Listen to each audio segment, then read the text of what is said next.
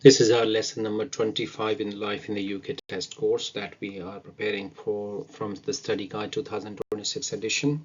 And this is an essential requirement for your ILR and British citizenship tests and applications. So let's start. This is about the book, so you can stop the video here and then you can have a look at the information about the book. That's the latest version of the study guide, and today we are going to start from page number 84, and this would be about architecture. Today we are going to talk about architecture, and then we will look at some notable peoples who made their names in architecture, and then fashion and design, and then we will talk about literature, and then some leisure activities and famous things about that. So the first thing is that architecture is, obviously designing buildings and other houses and churches and all that stuff. The architectural heritage of the UK is rich and varied. In the Middle Ages, the great cathedrals and churches were built, many of which still stand today. So this is what you need to remember. So this started in the Middle Ages. Examples are Cathedral in Durham, Lincoln, Canterbury, and Salisbury. So these cathedrals were made during the Middle Ages. So you have to remember which thing was built in which time. The White Tower in the Tower of London is an example of Norman Castle Keep, built on the orders of William the Conqueror. So that is also Middle Ages. Okay. Gradually, as the countryside became more peaceful and land owners became richer, the houses of wealthy became more elaborate, and great country houses such as Hardy Hall in Derbyshire were built. So these are the country houses. British styles of architecture began to evolve. So in the 17th century, Inigo Jones took inspiration from classical architecture to design Queen's House in Greenwich and Banqueting House in Whitehall in London. Okay, so that's important. I would rather do this one. Inigo Jones was the one who designed Queen's House in Greenwich and Whitehall Banqueting Hall. Okay. Later in the century, Sir Christopher Wren helped develop the British version of ornate style popular in Europe and buildings such as the new St. Paul's Cathedral. So this person is famous for developing and building and architecting St. Paul's Cathedral. So sometimes the question is, who designed St. Paul's Cathedral? So now the word cathedral is with C, so you should remember that the person who designed this cathedral was Christopher. His name begins with a C as well. In the 18th century, simpler designs became popular. Okay, so see that different times, different designs. The Scottish architect Robert Adams influenced the development of architecture in the UK, Europe, and America. So these are simple designs, not very complicated or intricate. He designed the inside decorations as well as the building itself. So, for example, the houses such as the Dumfries House in Scotland.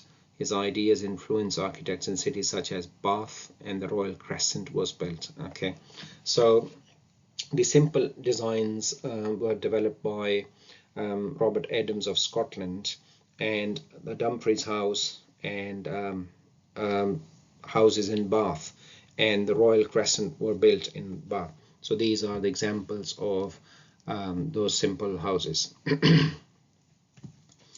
In the 19th century, the medieval Gothic style became popular again. So with every century, the style is changing.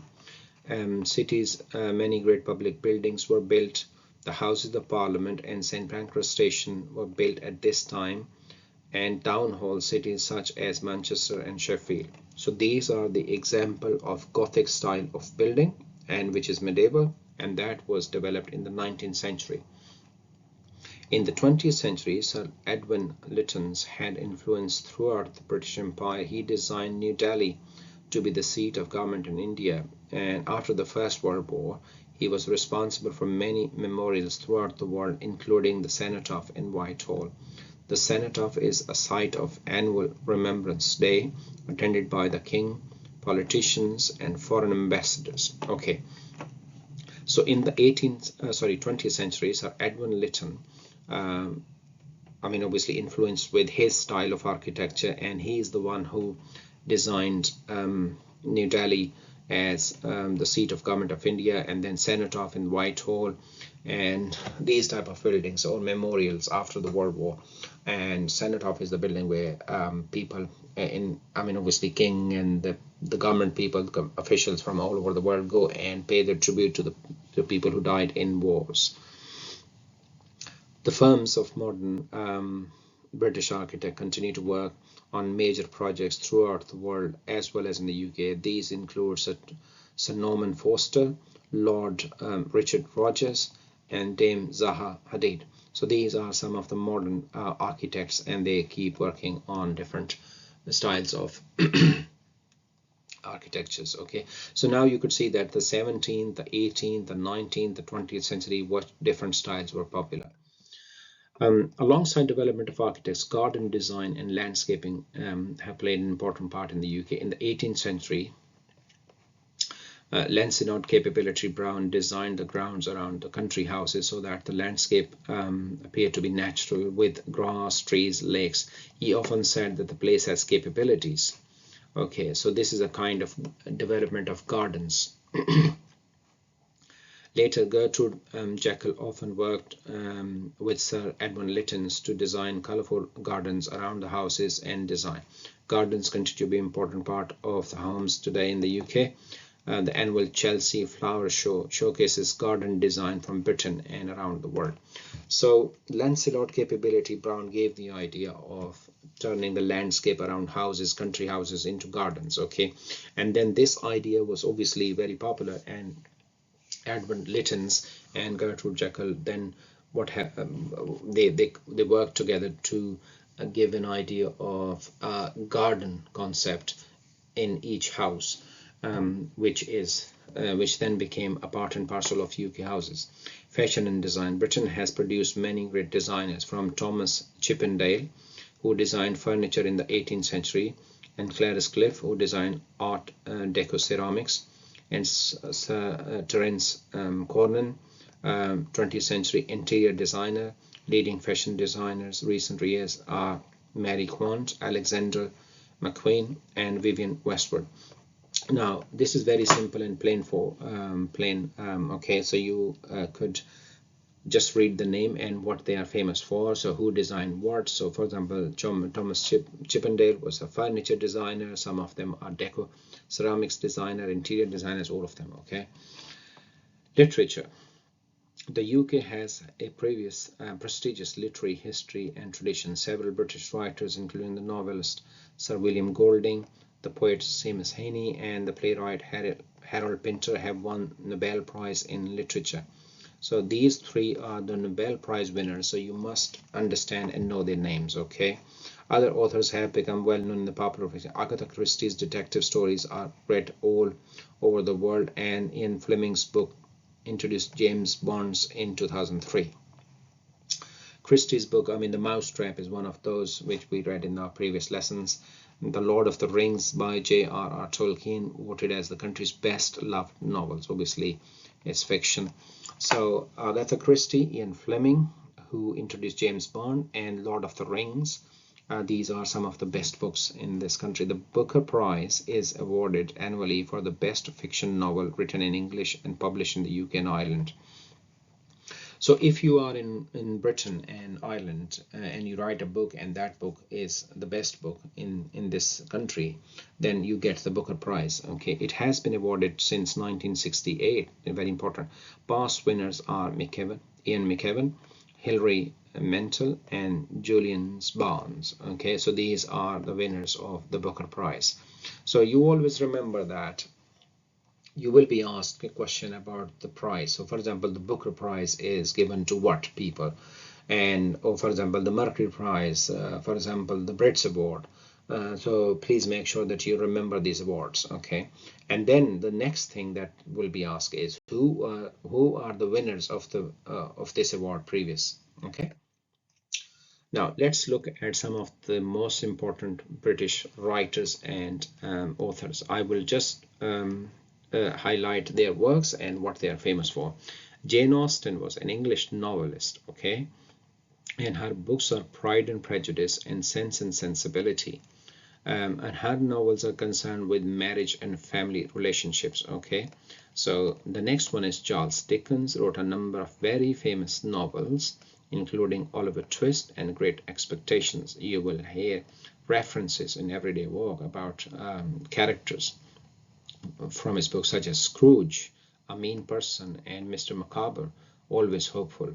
So, for example, you will have a question, who wrote, let's say, Oliver Twist, and then your answer would be Charles Dickens. Or so you will be asked, please choose two books or works by Jane Austen, and then obviously if you know the names of the books you will choose.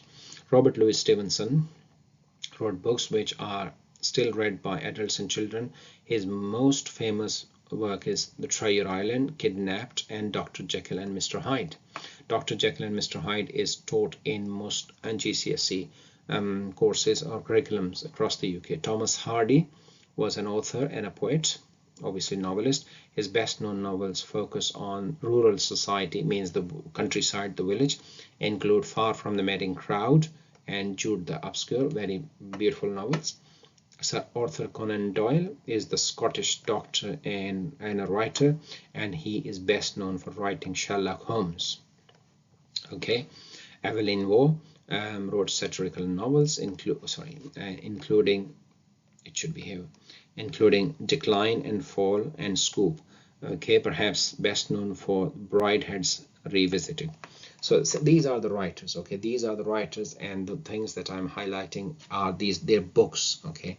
So you will be asked who is the writer of this book, or this writer wrote which books, whatever.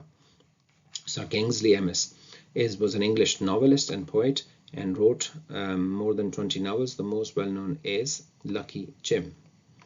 Graham Greene wrote novels often influenced by religious beliefs, including The Heart of the Matter and The Honorary Consul and Brighton Rock and Our Man in Havana. So these are religious novels written by Graham Greene. J.K. Rowling, I think everybody knows J.K. Rowling, Harry Potter series, children books, and obviously she writes fiction for adults as well. Next is British poets. Poetry is among the richest. British poetry is among the richest in the world. The Anglo-Saxon poem Beowulf tells us a hero's battles against monsters and still translated into modern English. So you will be asked the question about Beowulf, what when it was written. It is Anglo-Saxon or Celtic or whatever, so you have to choose Anglo-Saxon, and what is the story about. So it is the hero fights against monsters and defeats them, obviously. Middle Ages include Chaucer's Canterbury Tales and poem called Sir Gawain and the Green Knight, and about one of the knights at the court of King Arthur. Okay, so this is about Geoffrey Chaucer. As well as plays, Shakespeare wrote many sonnets, poems which must be 14 lines long, and some longer poems. As Protestant ideas spread, a number of poets wrote poems inspired by the religious views, and one of them was John Milton, who wrote Paradise Lost. Paradise Lost is about man's exit from paradise.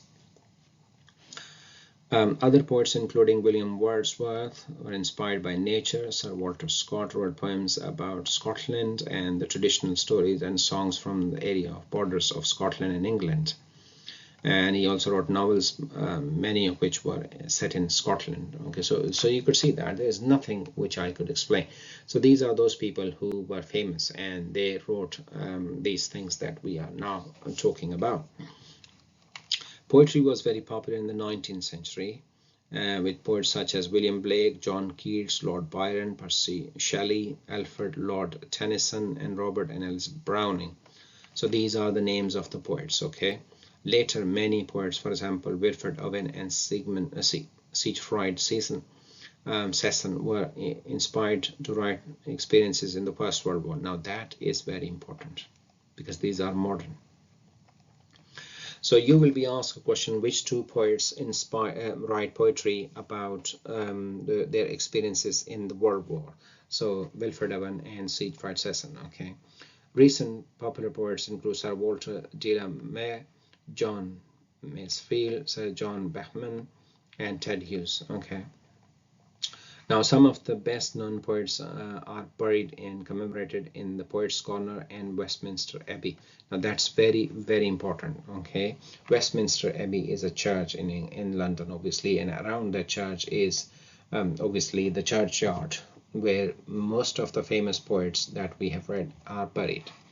So these are some of the famous lines from these poets, so you can have a look at them. Sometimes normally it is not that you will have anything from here, but let's say if they ask you, she walks in beauty like the night, who wrote this? Lord Byron. Have a look at that, and then obviously you can see who wrote what. So these are some of the extracts from different people's poetry. For I wandered lonely as a cloud, so that is daffodils. Tiger, tiger burning bright, that is from Tiger and William Blake. Okay, we move on to the next topic, which is leisure. People in the UK spend their leisure time in many different ways. For example, the first one is gardening. A lot of people have gardens at home and will spend their free time looking after them. Some people rent additional land called the allotments. Okay, so now this is important.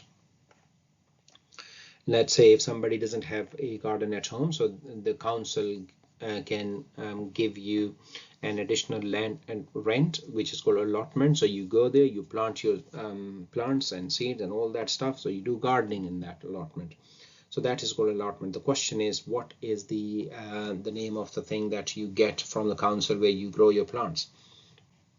Okay, gardening and flowers shows range of major. Okay, we don't want about this. Okay, there are famous gardens to visit throughout the UK, including Kew Gardens, Sissinghurst, and Heathcote in England, Crates Castle and Inverurie Castle in Scotland, and Borden Garden in Wales, and Mount Stewart in Northern Ireland. That's very important. So you will definitely have one question about the gardens. Okay, so for example, the question would be, where is the Kew Gardens? Then you will have different countries: England, Scotland, Wales, Northern Ireland. So you have to choose obviously England. Okay, so you have to remember which gardens are in which country.